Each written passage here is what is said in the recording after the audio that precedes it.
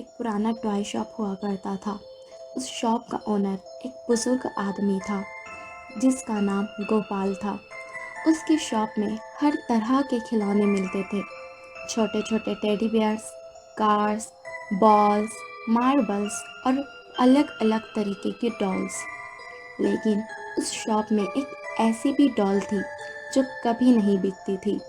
उस डॉल का नाम लबूबू डॉल था। गोल गोल चेहरा, बड़े खुली हुई आंखें और एक बड़ी सी मुस्कान के साथ छोटे छोटे नोकीले बाहर निकले हुए दांत जो उस डॉल को हर डॉल से अलग बनाती थी। ये डॉल इस शॉप में पिछले कई सालों से थी, लेकिन आज तक ये कभी नहीं बिकी थी। कोई नहीं जानता था कि ये डॉल इस शॉप में कैसे आई।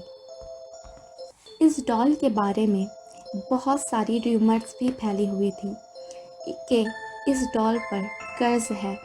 तो कुछ लोग कहते थे कि ये डॉल एक फॉरेन कलेक्टर से ली गई थी।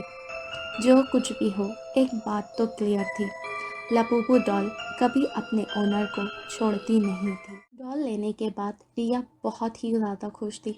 उसने अपना सारा टाइम लबूबू के साथ स्पेंड किया और रात में उसे स्टडी टेबल पर रख कर सो गई। लेकिन जब मिडनाइट में रिया की मॉम उठी तो उन्हें ऐसा लगा जैसे रिया के रूम में से कोई हंसी की आवाज़ें आ रही हो। तो वो चेक करने के लिए उसके रूम में चली गई।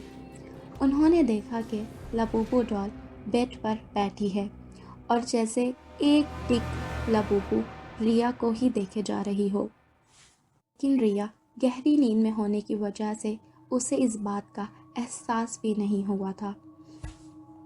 रिया की मॉम ने उसे स्टडी टेबल पर वापस रख दिया और सोने के लिए चली गई। लेकिन ये सिर्फ शुरुआत थी। ये हर रात होने लगा।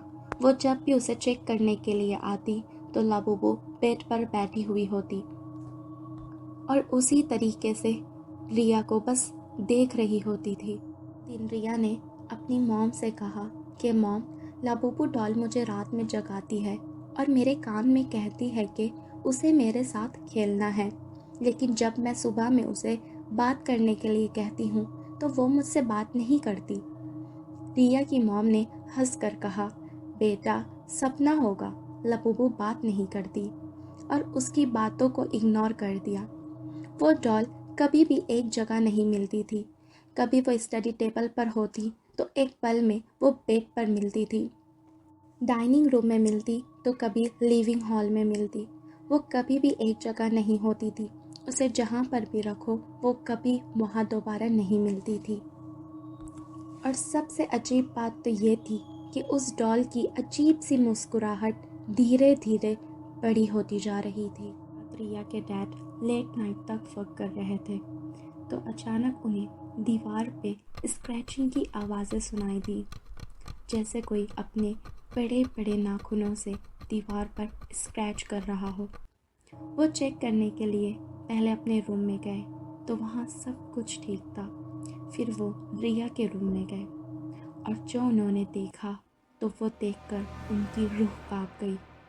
रिया एक कोने में खड़ी थी और उसकी आंखें पूरी तरह से काली पड़ चुकी थी और उसके एक हाथ में लबूबू डॉल थी और वह अपने दूसरे हाथ से दीवार पर ज़ोर ज़ोर से खरोच रही थी।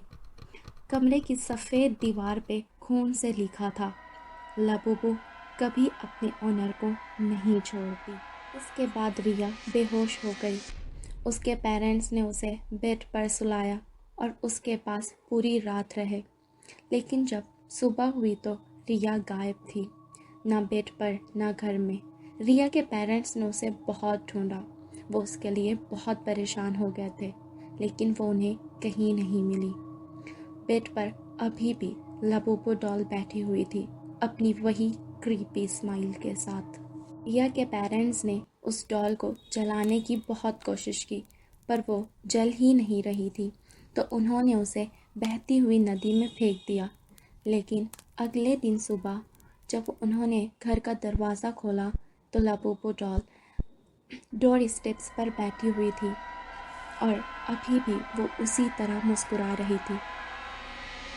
उन्होंने उसे वापस से टॉय शॉप में दे दिया फिर वो कभी वापस नहीं आई।